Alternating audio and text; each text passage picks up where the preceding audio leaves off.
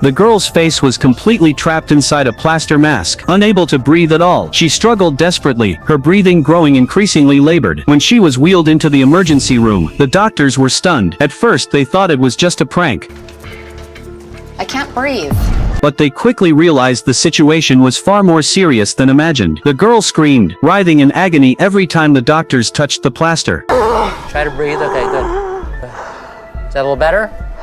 Okay, we're just going to keep some traction on here now. Although it would result in screams, at least it would open up the airway and we could get some rushes of air under the edges of the mask. Although she could inhale air through tiny gaps, it clearly wasn't enough to solve the problem. The doctors were baffled. How could the band-aid on her face be stuck so tightly? Then her friend explained. The girl was an art major. While making a facial plaster cast, her friend had left midway and forgotten to apply a separating lubricant. Worst of all, the plaster had no breathing holes at all. The doctors were horrified. Such negligence was tantamount to murder. She's becoming more and more agitated during this time, so I'm sure there was components of claustrophobia.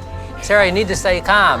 She struggled violently. The situation grew increasingly urgent, yet doctors hesitated to administer sedatives, fearing it might worsen her breathing difficulties. One suggestion was to soften the plaster with hot water, but it was immediately dismissed. If the girl began sweating, the damp plaster would become even stickier, further constricting her breathing space. Just then, the girl's mother arrived. Seeing her daughter's agony, she immediately became frantic. At this critical moment, the doctors decided to cut the cast with an electric saw. Though risky, it was the only way to revive the problem immediately. The moment the saw started, its shrill noise made Sarah instinctively try to escape. Her struggles drew her mother's attention, and she rushed into the room. After everyone regained their composure, the doctor had the mother hold Sarah's hand to help calm her. Would the girl make it through this crisis?